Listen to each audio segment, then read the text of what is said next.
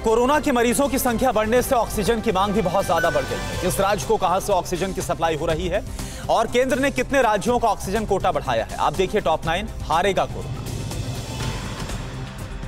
महाराष्ट्र के नासिक के जाकिर हुसैन अस्पताल में ऑक्सीजन लीक हादसे में मरने वाले मरीजों की संख्या 24 हो गई है। सीएम उद्धव ठाकरे ने मृतकों के परिजनों को 5-5 लाख रुपए की सहायता राशि देने का ऐलान किया है। राज्य सरकार ने इस मामले की उच्च स्तरीय जांच के आदेश दे दिए हैं। ऑक्सीजन गैस के टैंक में लीक के बाद कई मरीजों को बचाने के लिए उनके परिजन अस्पताल के भीतर खुद की कोशिश करते दिखे। लखनऊ के अस्पतालों में ऑक्सीजन की सप्लाई बढ़ाने के लिए योगी सरकार के निर्देश पर झारखंड के बोकारो के प्लांट से ऑक्सीजन लाया जाएगा। इसके लिए ट्रेन के जरिए टैंकर बोकारो भेजे जा रहे हैं। ट्रेन के अलावा सड़क के रास्ते भी ऑक्सीजन मंगवाने की व्यवस्था की गई है। लखनऊ के ऑक्सीजन सप्लाई करने वाली कंपनी के गोदाम से प्रशासन की देखरेख में सिर्फ अस्पतालों को ऑक्सीजन भेजे जा रहे हैं। कोरोना के बढ़ते केस की वजह से लखनऊ में निजी लैब पर भी काफी ज्यादा दबाव है। एसआरएल लैब का कहना है कि तकनीकी दिक्कत की वजह से वो कुछ दिन घर से सैंपल कलेक्ट नहीं कर पा रहे थे, लेकिन सबसे बड़ी समस्या ये है कि रिपोर्ट आने में 2 से 3 दिन से भी ज्यादा लग रहे हैं। इस बीच यूपी में कल रिकॉर्ड 33,000 से ज्यादा केस मिले, जबकि 187 लोगों की मौत हो गई। महाराष्ट्र में ऑक्सीजन की कमी को दूर करने के लिए आंध्र प्रदेश के विशाखा स्टील प्लांट से 15 टैंकरों में 150 मीट्रिक टन ऑक्सीजन ट्रेन के जरिए भेजा गया है। महाराष्ट्र की मांग पर ही केंद्र सरकार ने यहां से ऑक्सीजन सप्लाई करने के आदेश दिए थे। मांग बढ़ने पर केंद्र सरकार ने महाराष्ट्र, यूपी, एमपी, हरियाणा, पंजाब, दिल्ली और उत्तराखंड के ऑक्सीजन का कोटा बढ़ा दिया है। भोपाल में कोरोना मरीजों को ऑक्सीजन की कमी को दूर करने के लिए पहला ऑक्सीजन बैंक की शुरुआत की गई है।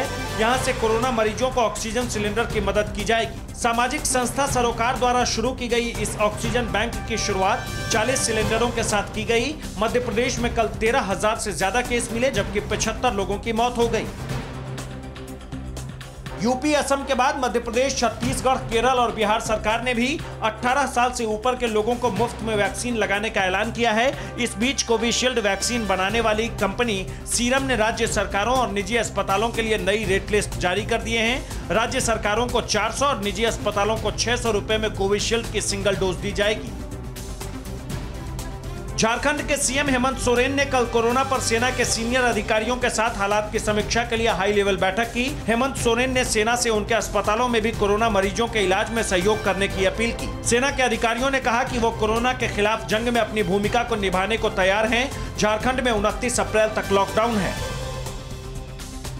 बिहार के दरभंगा मेडिकल कॉलेज अस्पताल में कोरोना पीड़ित पिता की मौत के बाद बेटे ने अपने पिता का शव लेने से इनकार कर दिया। हालांकि परिवार में एक बेटे को छोड़ बाकी सदस्य भी कोरोना की चपेट में हैं। एक दूसरे मामले में एक शख्स की कोरोना से मौत के बाद पत्नी पति का शव तक देखने नहीं गई। ऐसे शवों का अंतिम संस्कार कबीर सेवा संस्थान नाम के सामाजिक संगठन के लोग कर रहे हैं।